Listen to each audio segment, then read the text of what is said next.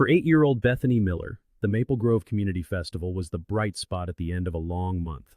All week, she had counted the hours until Saturday, the day she would finally have her mom all to herself. While her classmates were busy with playdates, Bethany was on the honor roll, devouring books far beyond her grade level. Her teachers called her mature, responsible, which was why her mom trusted her to wait alone at the festival for an hour. Bethany's mom worked at Fort Harrison, the military base just outside of town. For weeks, she'd been consumed by what she simply called important work, late nights on base, hushed phone calls, and meetings she couldn't discuss. Bethany didn't understand the details, only that her mom was doing something that mattered. The plan was simple. A neighbor would drop her off at 2 o'clock, she'd enjoy the rides and cotton candy, and her mom would arrive at 3, straight from the base. It was meant to be their perfect afternoon.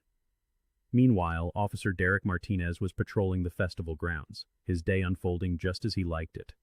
A 15-year veteran, Martinez saw the world in black and white. Some people belonged, and others didn't.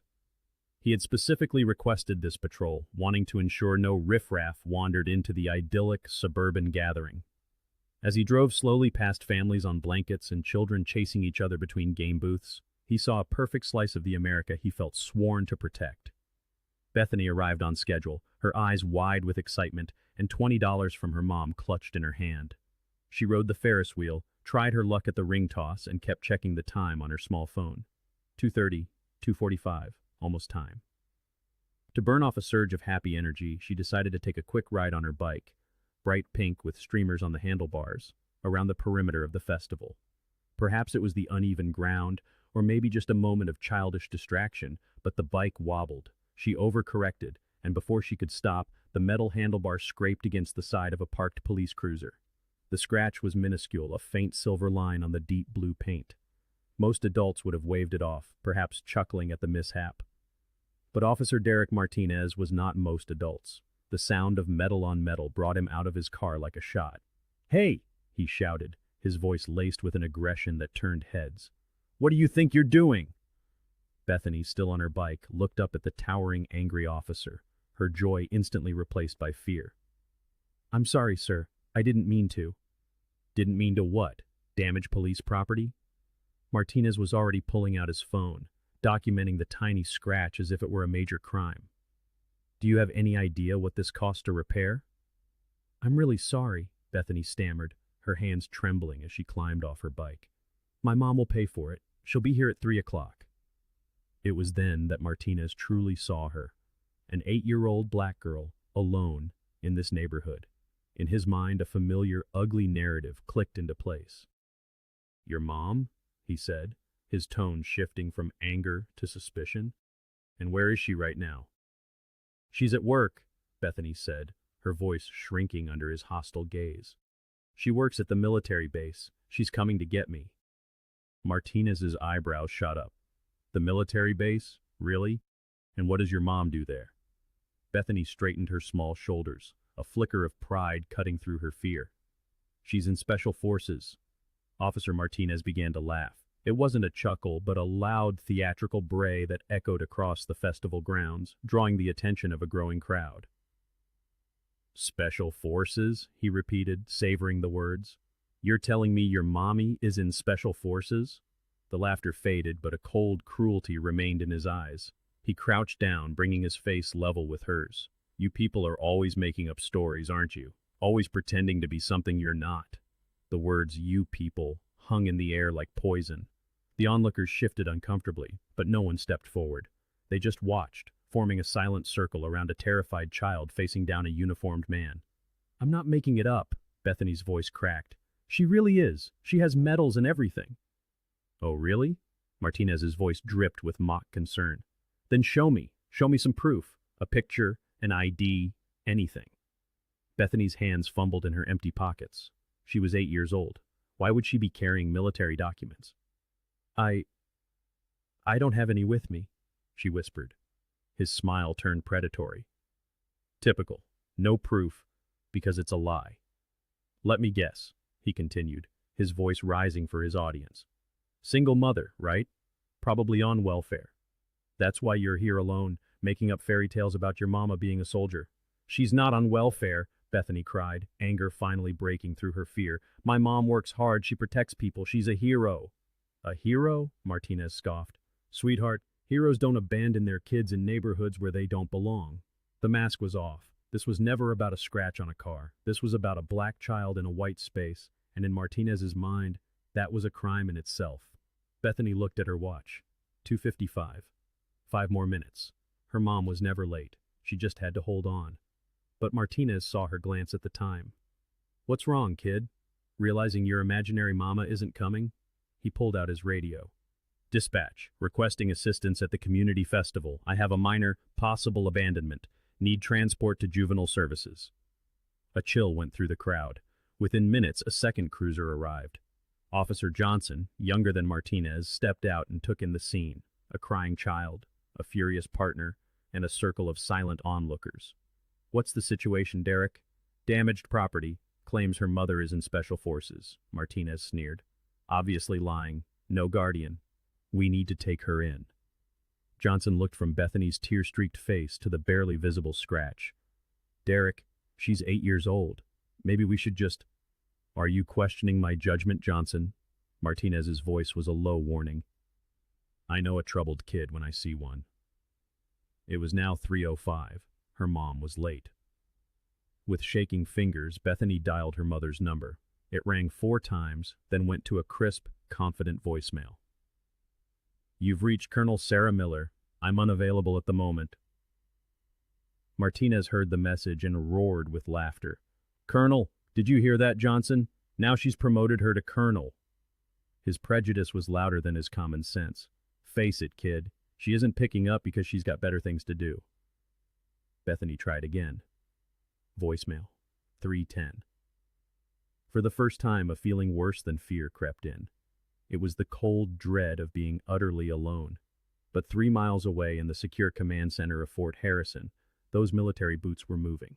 They had walked through war zones and stood in the Pentagon's inner chambers. The woman wearing them, Colonel Sarah Miller, had just finished a classified briefing that had run 15 minutes late. As she walked out, her phone buzzed with an urgent text from base security regarding an incident at the festival. Her jaw tightened. The briefing was forgotten. Those boots were now moving with deadly purpose toward a black government SUV. Officer Martinez, basking in his power, had no idea what was coming. He couldn't comprehend the authority wielded by the woman whose daughter he was terrorizing. But in less than 10 minutes, he was about to learn a lesson about assumptions that would haunt him for the rest of his life. Bethany had called her mother 6 more times. 6 more times the call had gone straight to voicemail. With each unanswered ring, Officer Martinez's cruel smile grew wider, and a piece of Bethany's hope withered and died. Maybe he was right. Maybe her mom really wasn't coming. Maybe everything she believed about her mother, her family, herself, was just the fantasy of an 8-year-old who didn't understand how the world truly worked. She's coming, Bethany whispered, the words a fragile prayer against the rising tide of doubt. It was then they heard it. The low, powerful hum of an engine approaching the festival grounds. Martinez looked up from his paperwork, irritated by the interruption. He saw exactly what he expected, a black SUV with government plates pulling into the parking area. Finally, he announced to the crowd, his voice dripping with vindictive satisfaction. Social services is here. Time to take this kid where she belongs. They know how to deal with abandoned children from broken homes. A nervous ripple went through the crowd as the SUV came to a stop about 30 feet from where Bethany sat. Martinez straightened his uniform, pleased with himself for handling what he saw as a textbook case of urban decay infiltrating a nice, suburban community. You see that, kid? He called over to Bethany, pointing at the vehicle. That's your ride. Hope you enjoyed your little adventure because you're going back where you came from.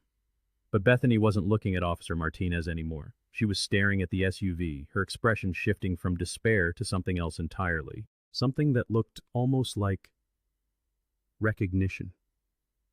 The driver's side door opened. The first thing visible was a pair of military boots, not just any boots. These were polished to a mirror shine, regulation issue, the kind that had walked through places most people couldn't imagine. They hit the pavement with authority, with purpose, with the kind of confidence that comes from years of command. Martinez was still pontificating to the crowd, explaining how this was exactly what he'd expected, when those boots began walking toward them. The steps were slow and measured, the deliberate, unstoppable gait of a career soldier. "Ma'am," Martinez called out, not bothering to look up. "I've got a minor here. Possible abandonment case. Parents claiming military service, but it's obviously fabricated. The kid needs to be processed." A strange shift was occurring in the crowd. People were straightening up. Conversations were dying mid-sentence. There was something about the approaching figure that commanded attention, not with fear, but with a profound sense of respect.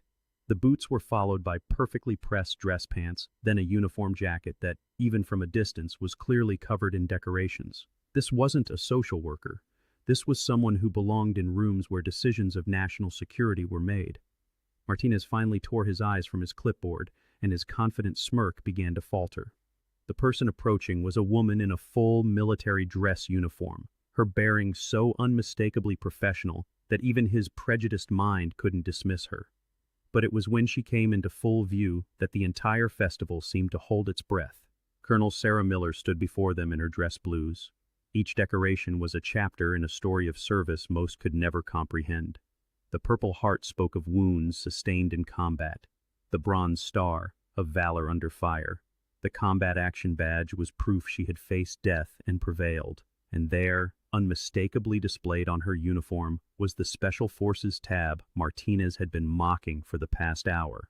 In her hand, she carried a briefcase marked with security classifications that required clearances most government officials would never achieve. Her posture was perfect, her expression calm but alert. Her presence filled the space with an authority that made Martinez's badge look like a child's toy. The crowd fell completely silent. Even the festival music seemed to fade. "Mommy?" Bethany's voice was barely a whisper, but in the sudden stillness, everyone heard it. Sarah Miller's eyes swept the scene, taking in every detail with the tactical assessment that had kept her alive in war zones. Her daughter, crying and distressed, a police officer who looked like he was about to have a stroke, a crowd of people who suddenly found the ground fascinating, a situation that was about to be resolved in a way none of them had anticipated. When she spoke, her voice carried the quiet authority that could halt conversations in the Pentagon. "I'm Colonel Sarah Miller, United States Army Special Forces. Someone want to tell me why my daughter is sitting on a curb surrounded by police officers?" Martinez's mouth opened and closed like a fish. All his confidence, his cruel laughter, his racist assumptions, they evaporated in the face of true authority. This wasn't some single mother on welfare he could bully. This was a decorated combat veteran whose security clearance likely exceeded his own chief of police's, and she was asking him a direct question.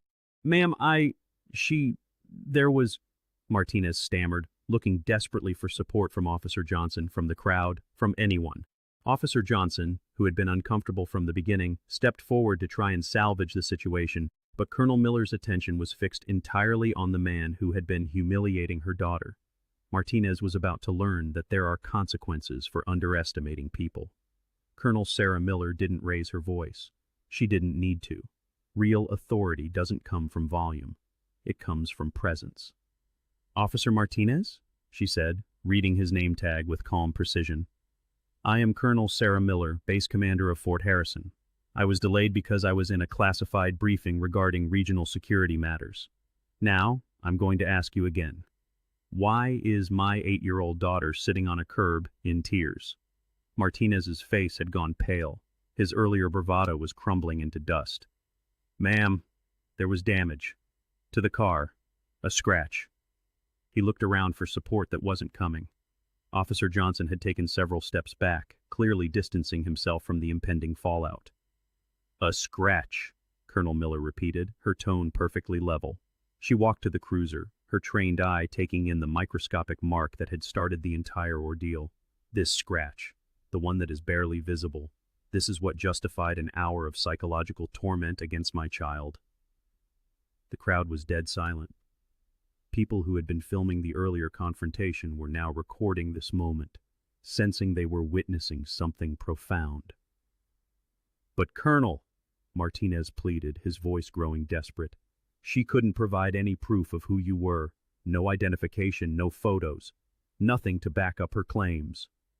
Sarah Miller's expression remained unchanged, but her eyes became absolutely deadly. Officer Martinez, are you telling me you expected an 8-year-old child to carry classified military documentation to a community festival? No, ma'am, but because let me tell you what I heard happened here today. Colonel Miller's voice cut through his stammering like a surgical instrument. I heard that you called my daughter a liar. I heard you made racist assumptions about our family. I heard you mocked her mother's military service. I heard you used phrases like you people and your kind when speaking to an 8-year-old child. Each accusation landed like a physical blow. Several people in the crowd nodded, confirming they had heard it all. Ma'am, I was just doing my job, Martinez tried weakly. Your job? Colonel Miller's authority filled every inch of the space between them.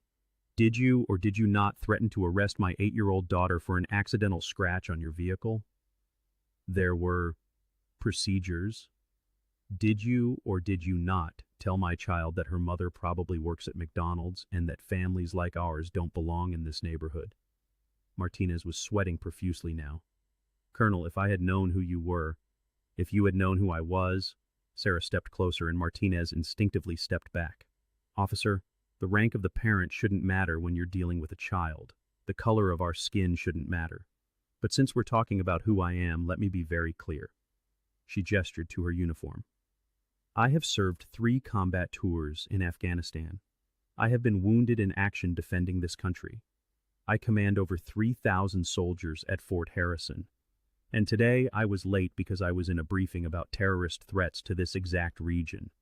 But none of that, none of my rank, none of my service should have been necessary for you to treat my daughter with basic human dignity. Ma'am, I was following protocol for unaccompanied minors, he deflected desperately. Protocol?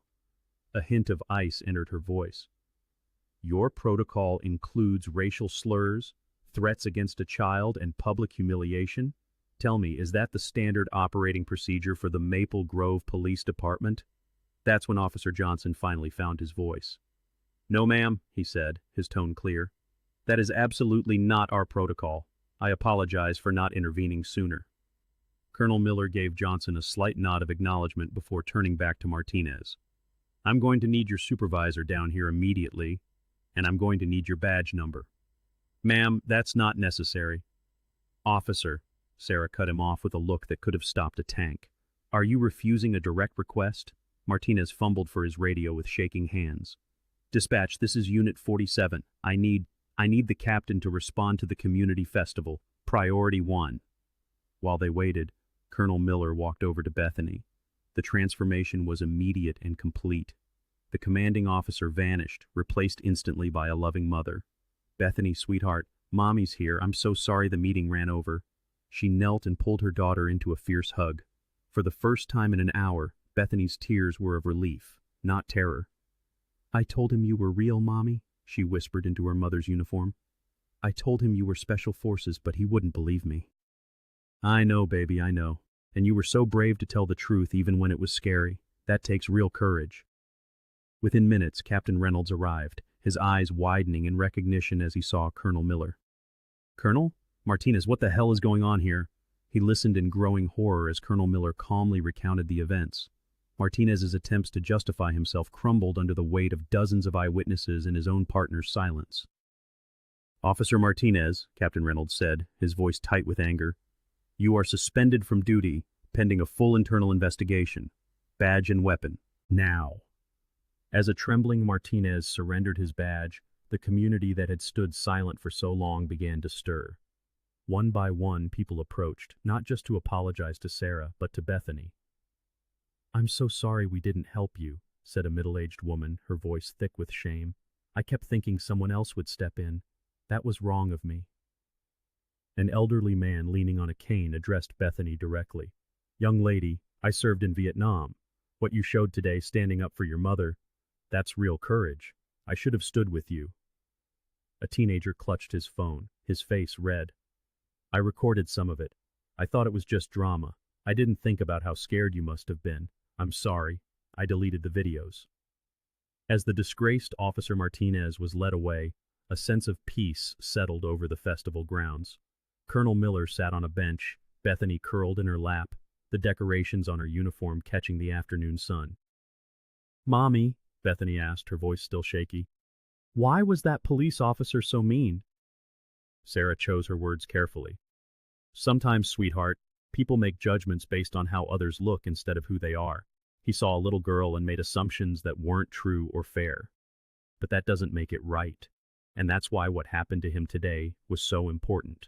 People need to face consequences when they treat others badly. She held her daughter close. But I want you to understand something. No matter how important my job is, nothing is more important than you. I am so sorry I wasn't here when you needed me, but I am so proud of how brave you were.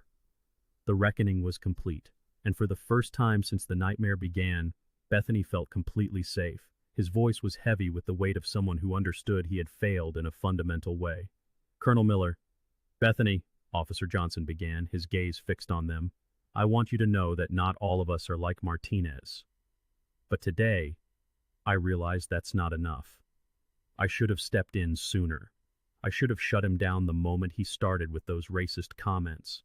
I failed your daughter, and in doing so, I failed my oath as an officer to protect and serve all citizens equally. Johnson paused, looking directly at Bethany. You were braver today than I was, and I'm a grown man with a badge and a gun. That's something I have to live with, and something I will make sure never happens again on my watch. Sarah appreciated his candor. Officer Johnson, recognizing our mistakes is the first step toward ensuring they don't happen again. What matters now is what we all do moving forward. My daughter and I don't want your guilt. We want your commitment to do better. As more people approached to offer their own apologies, something beautiful and transformative began to unfold. The community that had stood silent during Bethany's ordeal was now coming together, not just to support the Miller family, but to use this moment for genuine self-reflection.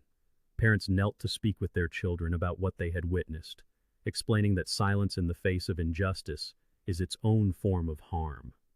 Teenagers gathered in small groups, discussing how to recognize and respond to discrimination. Adults exchanged phone numbers, forming impromptu committees to ensure this blight would never again stain their town. The festival organizers approached Sarah with a request that surprised her. Colonel Miller, would you be willing to address the festival? People need to hear from you. We think the whole community needs to process what happened here today, together. What Sarah said next would be remembered by everyone who heard it, quoted in local papers, and eventually become part of the training materials for police departments across the state. I have served my country for over 15 years, Sarah began, her voice carrying easily across the now hushed festival grounds as hundreds gathered to listen. I've been deployed to combat zones where I've seen the worst that humanity has to offer, but I have also seen incredible acts of courage and compassion. Today, right here, I saw both. She paused, her eyes scanning the faces in the crowd, some ashamed, some determined, all listening intently. The uniform I wear represents sacrifice. Not just mine, but the sacrifice of every service member who has ever put their life on the line for the ideals this country was founded on. Ideals like equality, justice, and the protection of those who cannot protect themselves. But today, I learned that wearing the uniform doesn't automatically make you a hero. She drew her daughter closer. Bethany stood beside her now, no longer hiding, but standing tall and proud, her small hand clasped firmly in her mother's. My daughter, an 8-year-old child, showed more heroism in 1 hour than many trained soldiers show in their entire careers. The racism, the threats, the systematic attempt to break her spirit, that is not the America I have spent my career defending. But what happens next, how we respond to this moment, that is what will define who we really are. The crowd was absolutely silent, hanging on every word. I don't want your apologies, Sarah continued, her voice growing stronger, more commanding. Apologies are words, and words fade. I want your promise that the next time you see injustice, especially when it involves a child, you will not wait for someone else to act. I want you to remember that courage isn't the absence of fear. It's doing what's right, even when you are afraid. Teach your children that a person's worth is not determined by the color of their skin, the neighborhood they come from, or the assumptions others make. Raise a generation that sees an 8-year-old girl being bullied by an authority figure and immediately thinks, how can I help? Not, how can I avoid getting involved? She gestured to the diverse crowd around them. This community has an opportunity. You can let this moment pass and return to your comfortable assumptions, or you can use it to build something better. You can ensure that no child, black, white, brown, or any other color, ever has to face what my daughter faced today. Sarah put her arm around Bethany, who beamed up at her with pure adoration. My daughter told the truth, even when a man in authority told her she was lying. She maintained her dignity, even when someone tried to strip it away. She showed more courage in 1 hour than many adults show in a lifetime. If an 8-year-old can stand up for what's right under that kind of pressure, then surely the rest of us can too. The applause started slowly, then grew into a thunderous, sustained ovation. People weren't just clapping for her words. They were applauding for a little girl's bravery, a mother's strength, and for their own shared commitment to change. As the crowd began to disperse, many lingered, forming small groups to continue the conversation and make concrete plans. Some organized sensitivity training for local businesses. Others planned community forums on racial bias. Teachers discussed how to incorporate these lessons into their classrooms. But for Sarah and Bethany, the most important moment was still to come.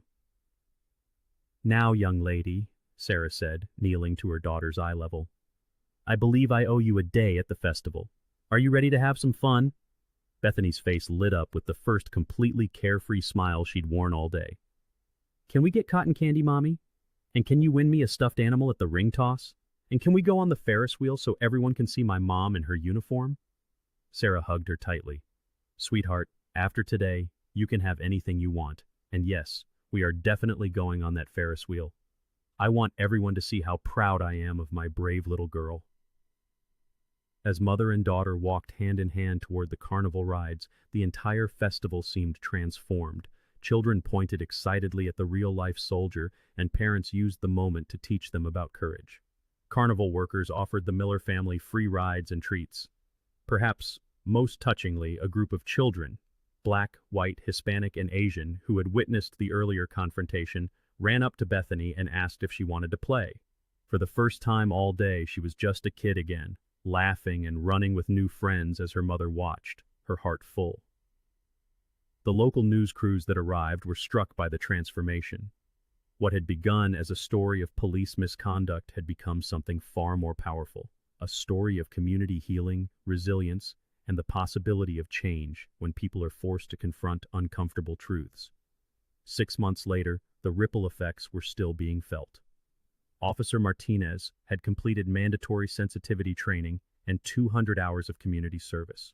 He would never patrol that area again, and his case became a cautionary tale in police academies across the state. The department implemented new policies requiring immediate supervisor intervention for conduct complaints, and Officer Johnson was promoted to head of its new Community Relations Division. The community itself had changed. The festival became an annual celebration of diversity and inclusion. Schools incorporated lessons about confronting bias. But most importantly, Bethany Miller grew into a confident young girl who understood both the reality of prejudice and her own power to stand against it. Every year, the Millers would return to the festival, not as victims, but as symbols of the change that is possible when good people decide to do what's right. The final image of that first day was of Colonel Sarah Miller and her daughter at the very top of the Ferris wheel, silhouetted against the sunset. A decorated war hero and her brave little girl, representing the best of what we can be when we choose courage over comfort, action over apathy, and love over hate. If this story of courage and justice has moved you, hit that subscribe button and share this video. Stories like this need to be told, and their lessons need to be learned. After hearing Bethany's story, what would you do differently the next time you witness an injustice? Will you be part of the solution, or will you remain part of the silent crowd? Your answer could change someone's life. Let us know in the comments.